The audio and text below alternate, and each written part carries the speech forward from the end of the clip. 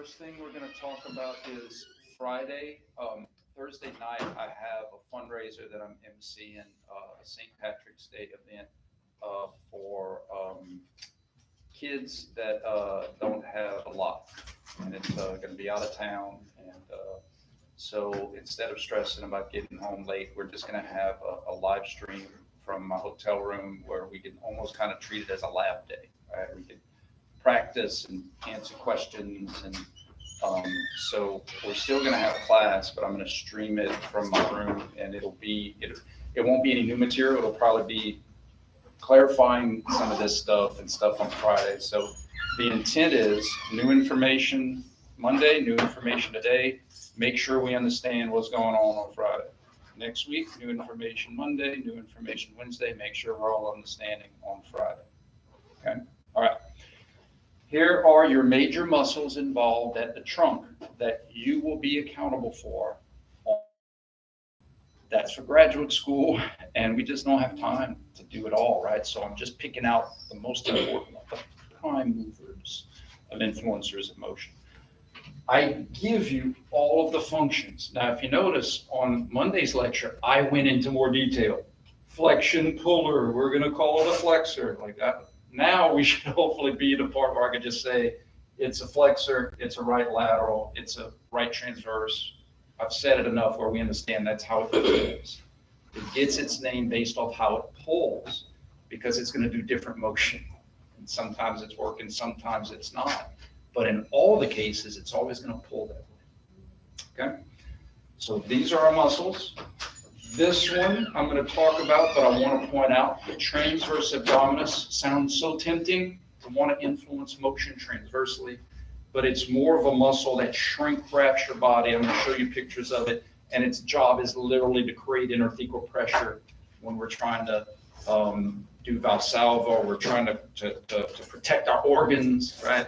So it's not very much on influencing motion as it is more of an abdominal sphincter muscle to help create interthecal pressure. But I wanted to put that out there because, boy, it sure sounds tempting. Here is your circles for those of you that circle. Bless you. So remember, I'm never going to ask you to draw a circle on your test. I will give you scratch paper, and when it's go time, you can either write lists, you can write your circles, or you can have it all in your head. I don't care. So if you think about it, this is for all you list people, great. This is for all you cross-sectional anatomy people that are like, oh, okay, it's a new class. It's a new class with different people, and I can see who's in the front of class, back of class, right side, left side, merry-go-round in the playground. Okay. So our trunk flexion pullers, just like our cervical flexion pullers, are going to be anterior to our spine. Our extension pullers, Merry Christmas. We still have the same erector spinae concept for the trunk that we did in our neck. Okay. Our right laterals are going to be on the right side of the belly button. Spine, but I like to use the belly button, like a teeter-totter. Left lateral pullers are going to be on the left side.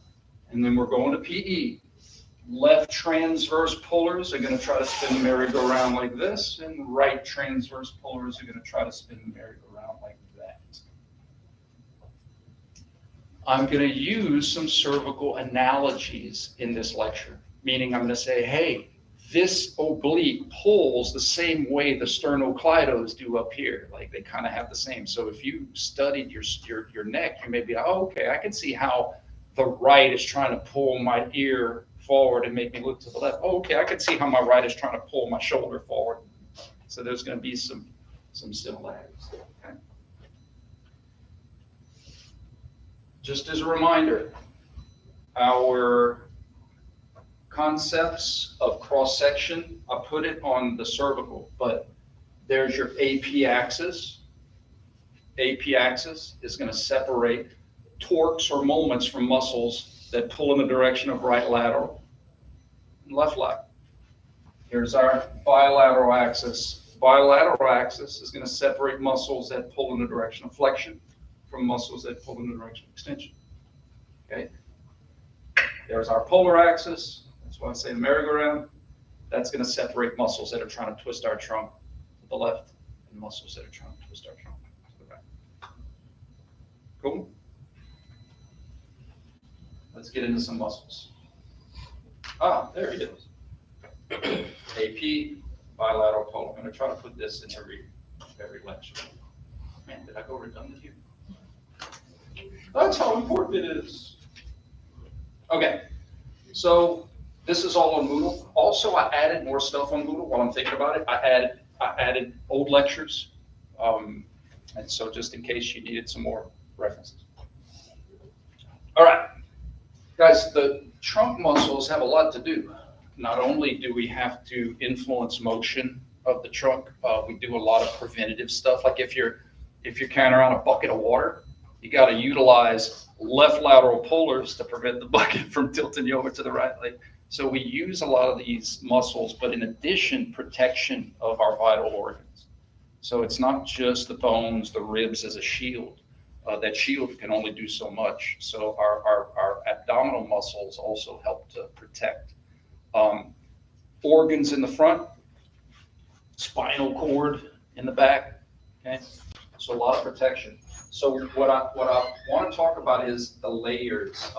Anybody ever hear or watch Shrek? Ogres have layers, right? So like an onion has layers.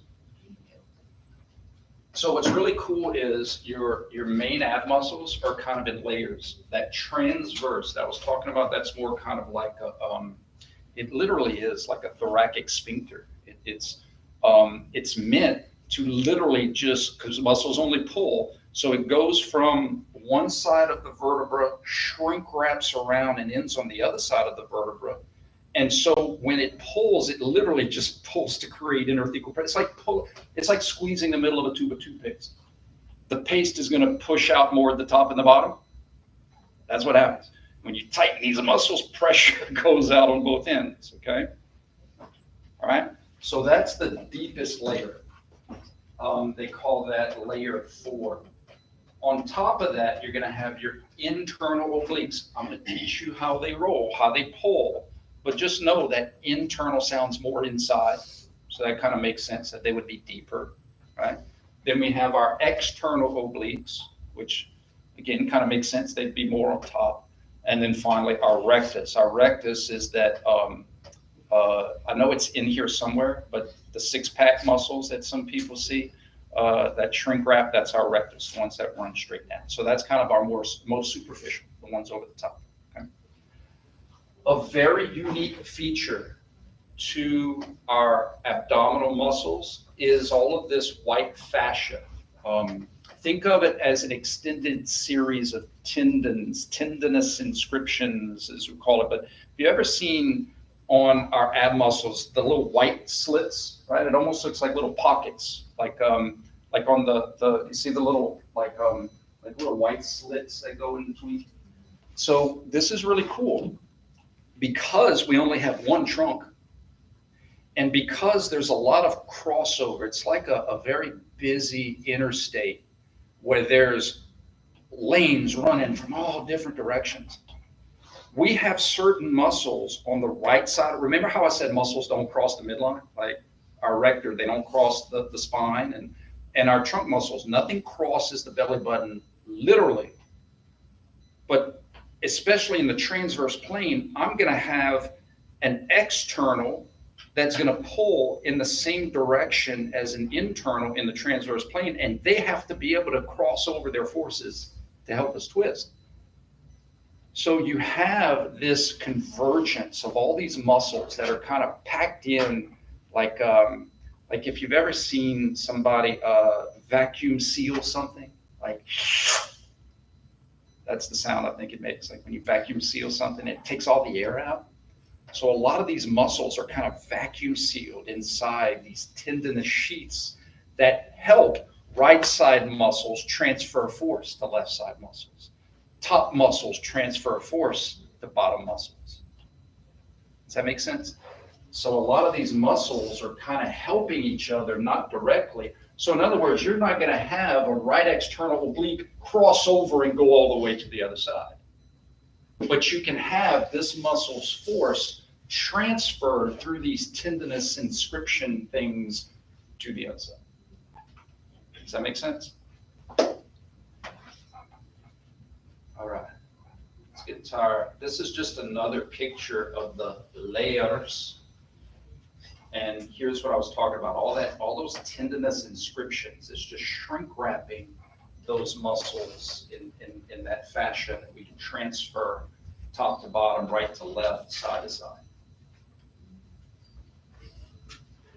Does that kind of make sense? Okay. So again, this is just to show you the layers. It's all about directional pull, guys. For muscle function, it's all about seeing. Muscles can only pull. So it's all about just seeing what direction of motion they pull. Let's start off with the transverse abdominis. So again, this muscle is not going to have any movement function, but I want to mention it because students, it's a muscle that pulls in a transverse plane. Why wouldn't it twist you? And the reason is because if I'm trying to twist, it would make sense that I would need to, like if I was trying to twist the trunk to the left, I'd need to kind of start on the pelvis, grab onto the rib in only one direction, and then yank this way. But if I have two muscles that are both trying to twist me and they cancel each other out, I'm not going to twist the trunk. So that's what's happening here. You have this transverse abdominis that starts on one side and wraps all the way around the other. So even though like the right side might try to make me twist this way, when it's contracting with the other side, they cancel each other out. And literally it just, it's a huge sphincter muscle that encapsulates our trunk. Core stabilization and lumbar stability, big time in the transverse abdominis because it starts and ends on these vertebrae. So having a weak transverse abdominis can kind of have some extra play, hypermobility of this. So that's why like these isometric kind of contractions are meant to work or innovate that transverse abdominis. But in terms of motion, nope. So does that make sense? If these two are trying to do this, but that side's trying to do that, they cancel each other out and you get this. Didn't think y'all could hit so many sound effects. Huh? All right, internal obliques. On this picture, it has origins and insertions. Guys, I'm not going to ask you that because it doesn't matter for function. Just it's how is it pull? It's direction of pull. In layman's terms, we're going pelvis to ribs. So from this picture, wouldn't it make sense that if I'm going pelvis to ribs, the right side would want to pull the rib cage to the right side and the left side would want to pull the left rib cage down the left side. Left lateral, right lateral. Cool? They're also in the front of the spine, so that's why they would be flexion pullers. The transverse is the tricky one, but I'm going to teach you that. Okay, I'm going to teach you that. But I wanted to show you this. Remember, a two-dimensional picture doesn't show you all three dimensions very well. You can't see all three dimensions in a two-dimensional picture. I think we can see frontal plane pull real easy here, but it doesn't show you a good sagittal pull. And it definitely doesn't show you a good transverse. So I'm going to show you better views of that. This is my favorite view of, I think sagittal, look, the spine's way back here. So remember, your circles, guys, aren't meant to be anatomically correct. Like your spine's not in the middle of your trunk, right? It's just meant what's in the front of the spine, back of the spine, and we have to have space to put the muscles. So here's your spine. So does it make sense that all this pull right here is pulling forward? Okay. So sagittal pull should be pretty straightforward, flexion puller. That first image, stuff on the right side of the belly button, right lateral, stuff on the left side, left lateral. That should be clear. This is the fun one. Look at the angle. So remember in trig, we talked about angles, angle of inclination. And that's what oblique means, an oblique angle, right? Notice how these fibers are running posterior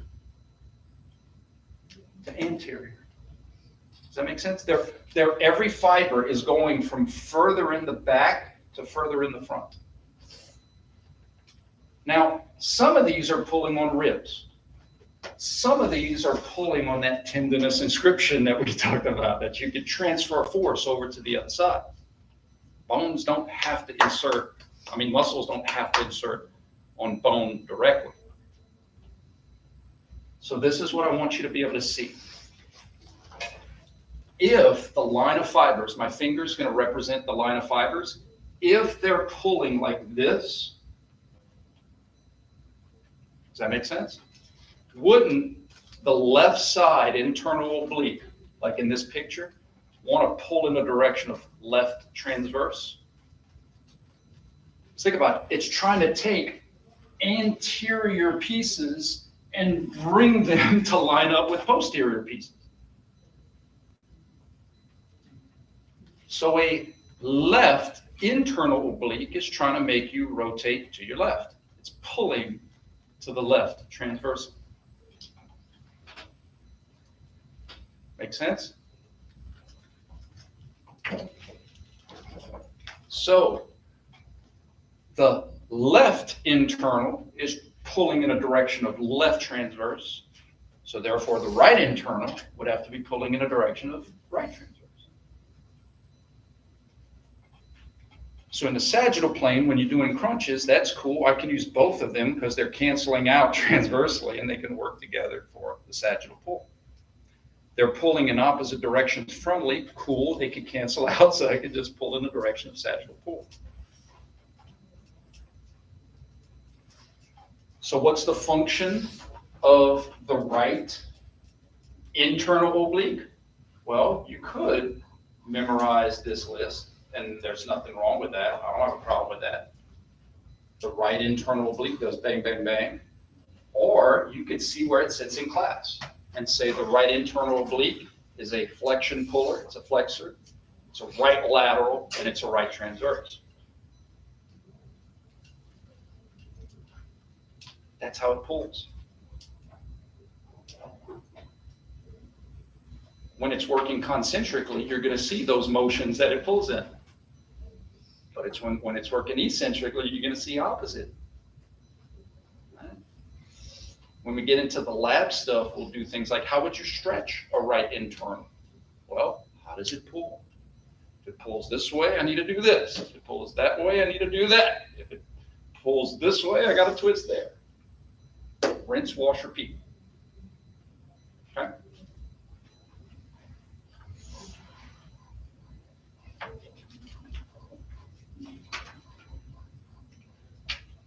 So could you ask a question? It's going to be, say you give us I don't want to say give us a picture, but give us a scenario where this muscle is being used concentrically. Which way is it pulling? Like that could be a... Yeah, it always is going to pull the same. Yeah, and then if you say if it's eccentrically, Well, what I think I would do is say, when the right internal oblique, let's say the right internal oblique is working, it's doing a job above rest, isometrically, concentrically, or eccentrically. It doesn't matter. It's still a flexor, right lateral, right transverse. It doesn't change its direction of pull. Its function will always be the same because its function is how does it pull, not what motion does it cause. Does that make sense? In other words, shooters are going to shoot. Whether I make it or not, I'm still a shooter. The outcome didn't change, right? So these muscles pull in that specific motion, whether or not they cause it through concentric, allow it through eccentric, doesn't change the fact that they're pulling that way.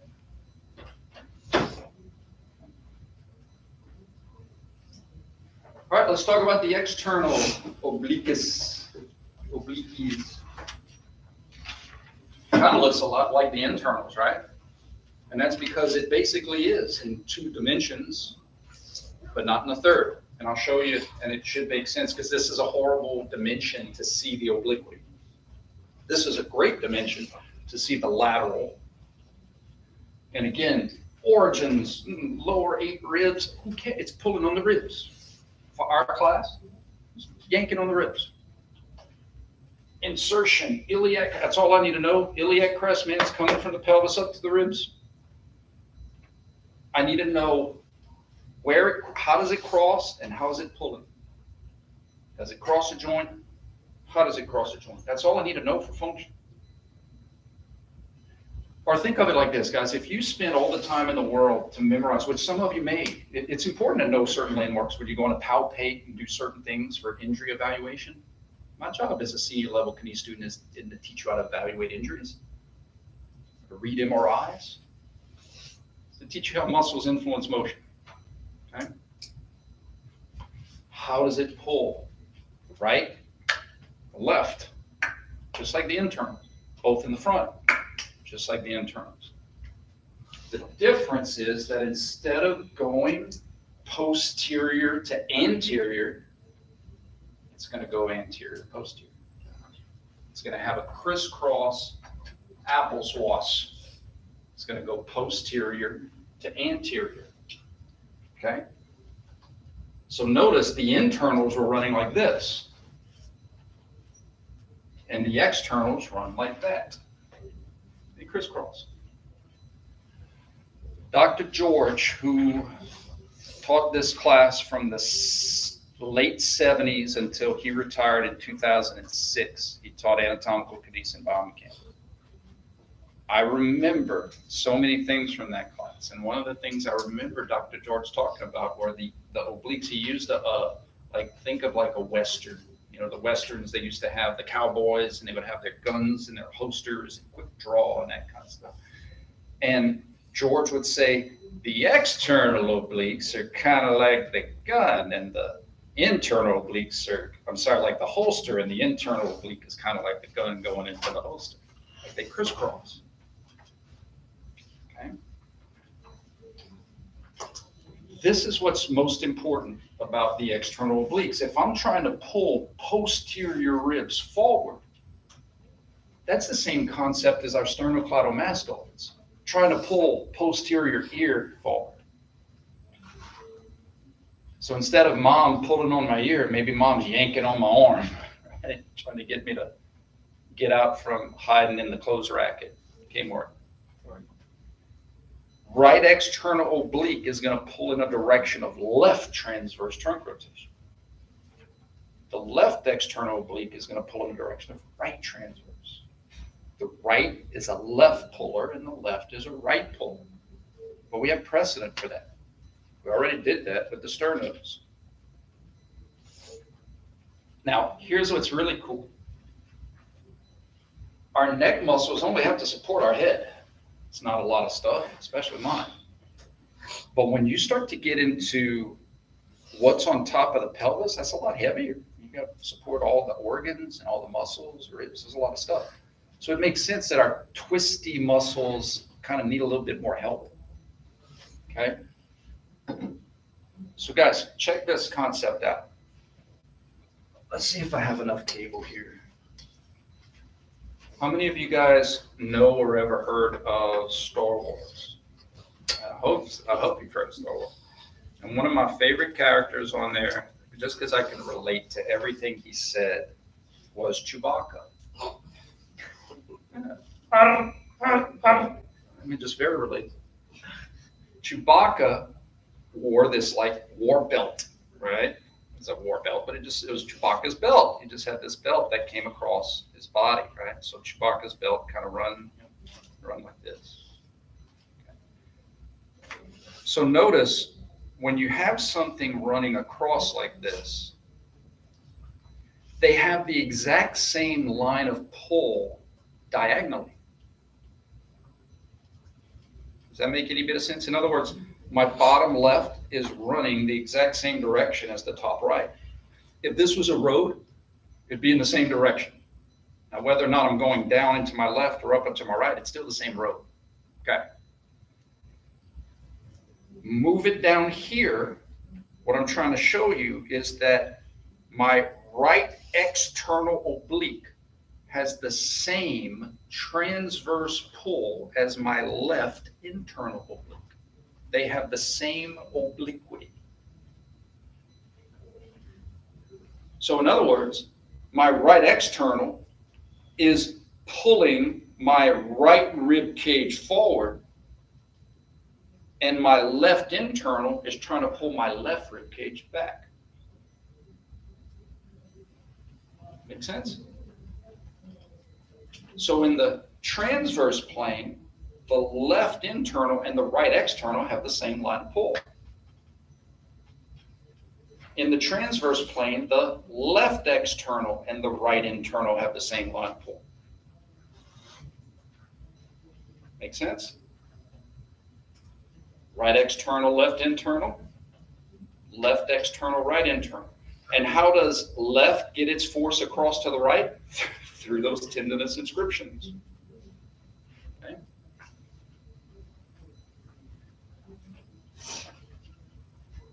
Again, if you know lists or function, great. If we're looking at our circles, then it's time to play, it's time to have recess. Time to play on the merry-go-round. Right external is going to have the same moment as the left internal. Make sense?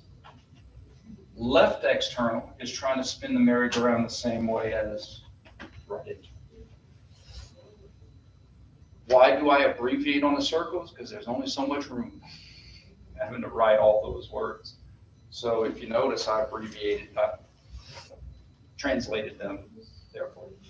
But on the test, you can write whatever you want. Do some big old circles and write in the full name of the muscle. I don't care.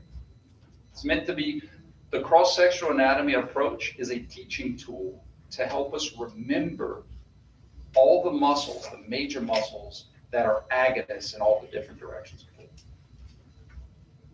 Cool.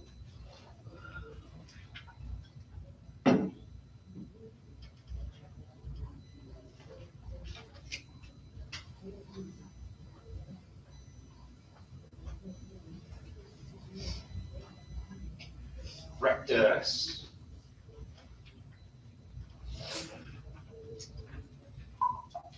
I think this is so cool. So those transverse, those inscriptions, right?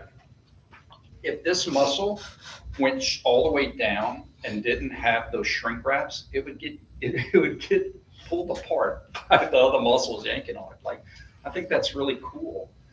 Think of it like this. Isn't it easier to snap a long branch than it is a short branch?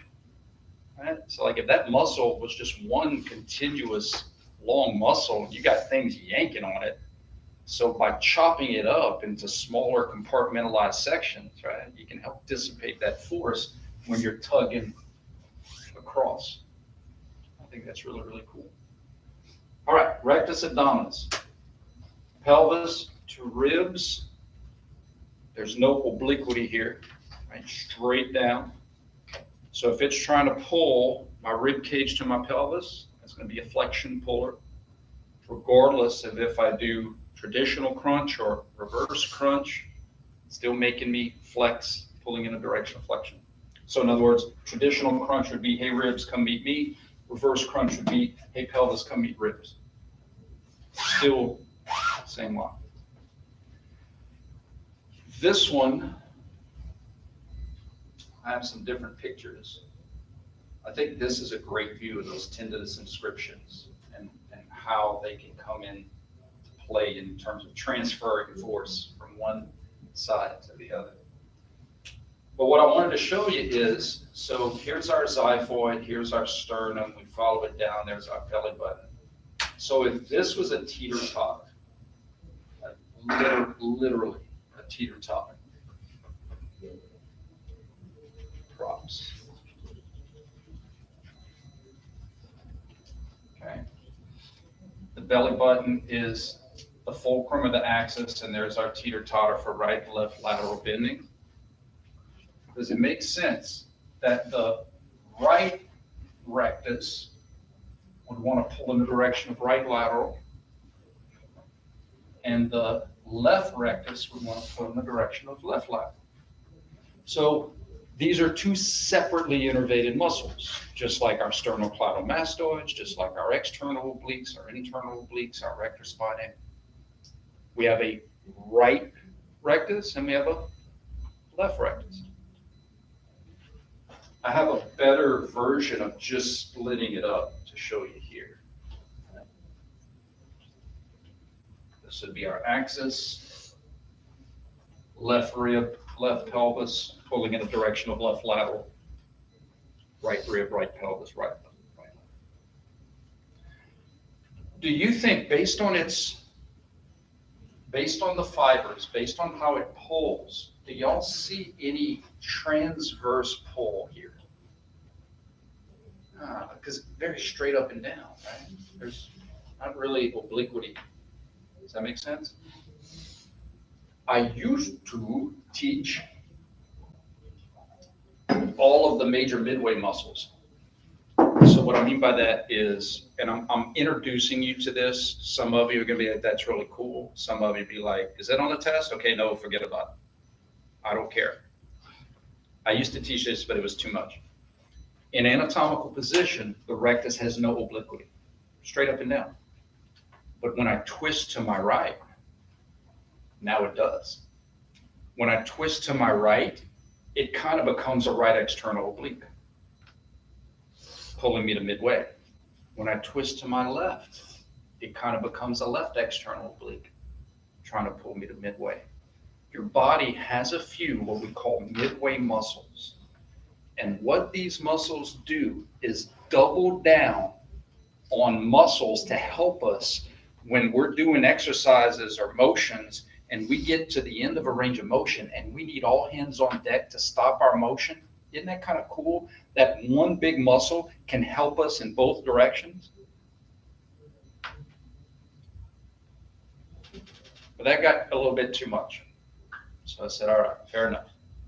We're just going to teach it from anatomical position.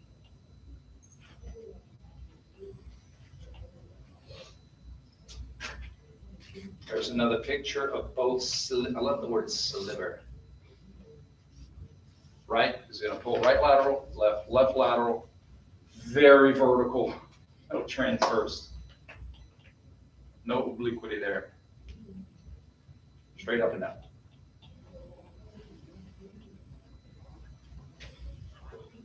All right, guys, Merry Christmas. Erector spinae concepts follow down to the trunk. Right? So the erector spinae, all of these, there's big ones and there's extrinsic, there's intrinsic. I mentioned them on Friday, longissimus, iliocostalis, spinalis, and then you have all these little intrinsic muscles. We're going to group the group, just like we did in the neck. We have right and left erector spinae, but instead of erecting our cervical, we're erecting our trunk. What is our trunk? The combination of lumbar and thoracic movements. Okay. What I did want to point out is, just like in the neck, because these erector spinae start out more in the midline and kind of venture out, that's how they get their transverse properties. You kind of remember how I said pull right ear, right? Like in the back, like if I pulled my right ear posteriorly on the right side, it would make me want to look to the right. If I pulled left ear, it's the same thing, except now we're pulling like shoulder, not literally, but just the right side is trying to bring my shoulder and line it up with my spine. And the left side is trying to line up these ribs with the spine. So left side, right side. Another cool muscle that I'm going to talk about later is our latissimus dorsi, our lats. Our lats actually start on the pelvis and the trunk and go all the way up to our shoulder. So when we're trying to rotate across, we actually have this big muscle that can kind of twist everything below it. It's really, really cool. I heard a doctor give a presentation one time, and he said, what do you think is the most important muscle of all of sport? And people are tossing all kinds of stuff. He's like, that's all great choices. Like, I think it's the lat. He said, because no other muscle covers, no other muscle crosses, no other muscle does. It has pelvic function, it has trunk function, it has shoulder function, and scapular function. That's kind of cool. Like when you think about it, it comes from your pelvis out to your.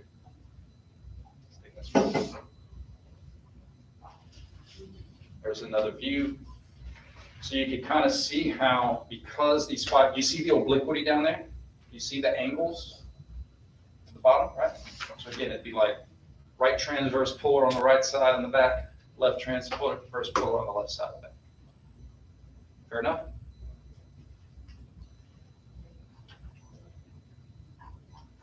All right, before we get into some of the practice labs, let me make sure there's no questions about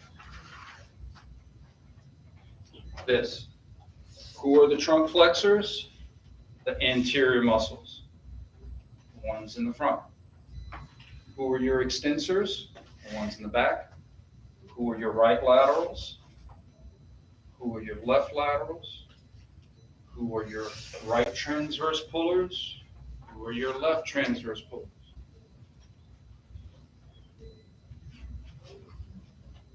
Or you could do that all through here. Doesn't matter to me. Does it make sense? How would I want to stretch a rectus? I need to know how it pulls. It pulls in a direction of flexion, so I would need to extend. If I'm trying to specifically target the right, I don't know, maybe I have a contracture on the right side, maybe I have an injury on the right side. Not only maybe would I want to extend, but I'd also want to bend to the left. I would stretch it even more. It would stretch it in 2 dimensions. Does that make sense?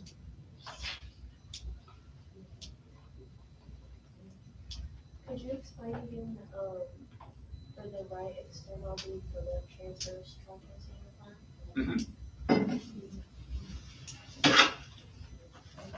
The right external oblique runs like this. It's trying to take posterior ribs and bring it to the anterior. It's pulling this way. So the right external is pulling in a direction of left transverse. Because look at my sternum. My sternum's facing you. But when these muscles contract concentrically, now the sternum's facing my left, pulling this way. Does that make sense? The internals would have an opposite transverse pull. So this would be the angle of my external trying to draw posterior ribs anterior. The internal obliques is trying to draw anterior ribs posterior. This is how they run.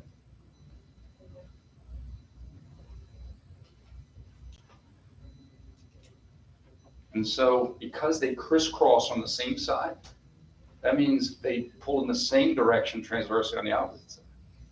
So the right external would have the same line of pull as the left internal. I want to pull my right ribs forward at the same time as I want to pull my left ribs back. That's that force couple stuff we'll talk about.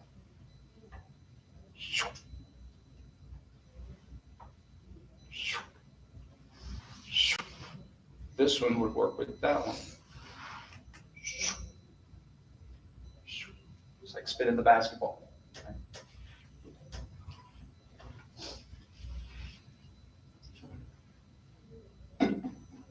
What would be the function of the left external oblique, right? If you're cross-sectioned, you could be like, okay, well, where does it sit in class? It's a trunk flexor, it's a left lateral trunk bender, it's a right transverse trunk rotator. Or you can memorize it. You could look at your list and say, what does the left external oblique do? It's a trunk flexor, it's a left lateral trunk bender, it's a right transverse trunk rotator. I don't care. I need us to understand function, and function is directional pull. In our lab, we're going to get into it's working concentrically when it does this, it's working eccentrically when it does that, but its function doesn't change. How it pulls never changes. A bicep always pulls the same way. Even when you die, it pulls the same way. It may not be working, it may not be contracting, but it's always pulling. The only time it doesn't pull is when you rupture it. All right? Then it's not pulling. Would you ever ask a question? No, I'm not gonna ask a question about a Russian muscle. I love that, I do that in honor of Conan O'Brien. Conan O'Brien does, what if? My wife and I love Conan. All right, let's start on some live stuff. We'll do a couple, what I think is easy questions. What agonist, before we get into individual muscles, guys, to me, it's too overwhelming to think individual muscles. What group would I be stretching at the trunk in this exercise? Yeah, our flexors, right? Our flexion pullers. How do I know? Because we're extending our trunk. Once you establish the group, then to me, it's easy to see who's in that group, whether it's a list or whether it's a circle. I'm stretching my flexors because I see I'm extending. Who are those flexors? Both rectus abdominis, both external obliques, both internal. Make sense?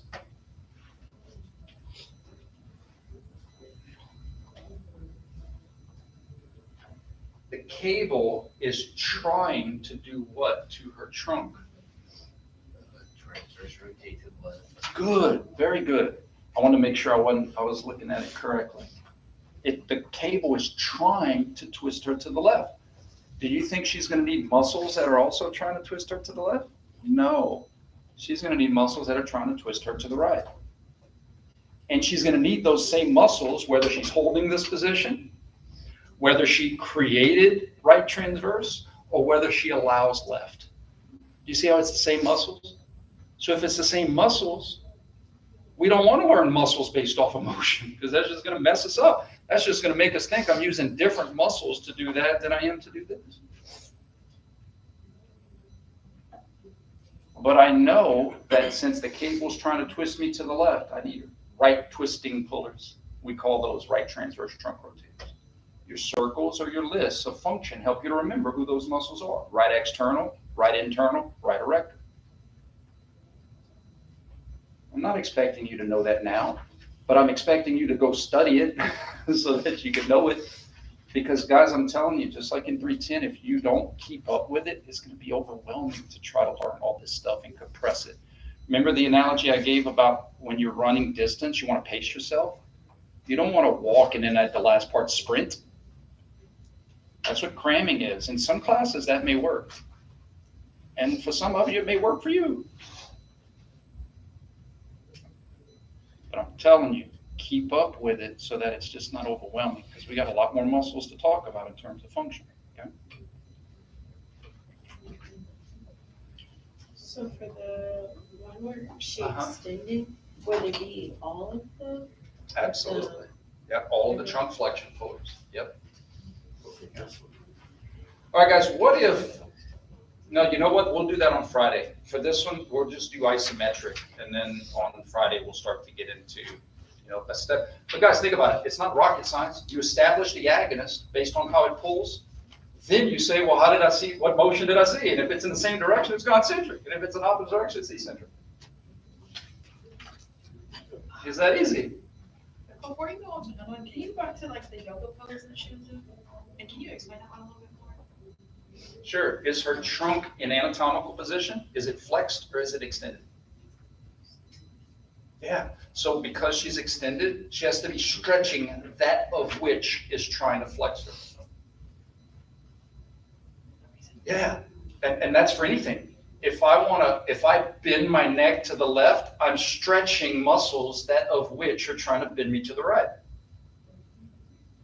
So I bend to the left, I'm stretching right lateral pullers. I bend to the right, I'm stretching left lateral pullers. I flex, I'm stretching my extensors, and if I extend, I feel that in my flexors. No different than stuff that we're super familiar with. If I flex my hips, don't I feel it in the back? Because I'm stretching extension pullers. It's important for my class and the way I teach not to just say I'm stretching hamstrings, because that word doesn't tell me direction of pull. But if we view everything with direction of pull, now all of a sudden things should make more sense. I'm abducting, so I feel it in my adduction pullers. I'm extending, so I feel that in my flexion pullers. And then once we can do that, then it's, well, who are those pullers? Who are those muscles? And then we can say hamstrings. But if we just say hamstrings, that doesn't tell us anything about function. Makes it easier, makes it cleaner, makes it more consistent. Good question. All right, let's just do the top. We'll do top to bottom, bottom to top on Friday. Let's just do the top. Here's your two questions, last two questions of today. Muscles at the cervical to maintain that position. And if you got to flip back, that's okay too. And then muscles at the trunk to maintain that position. We're going to start off all isometric. So we're looking at the top. Correct. We'll do this to that to that on Friday. Just the top. And guys, I've always said when we're kind of doing these practices, feel free if you want to ask your neighbor, hey, what did you get? Okay, I got this. Maybe you get the same. Maybe you don't. If you don't have the same thing, that's actually great for learning because then you can kind of plead your case. Is he on his left arm or his right arm? Just make sure we're on the same. Yeah, his left arm, okay? Just to make sure we're all on the same page. Took me a little too long to figure that out. That was, I still have some 310 students missing left and right. What's the thing I always say? It's important to understand it's their perspective, right? Because it's their body, it's their muscles, it's their injuries, it's their person. Amputate right leg. You better know which one we're talking about, right? It's always going to be their right, their left. You can make it your right, your left if you match them, but it's always going to be their perspective because they're the person we're analyzing. It's their body.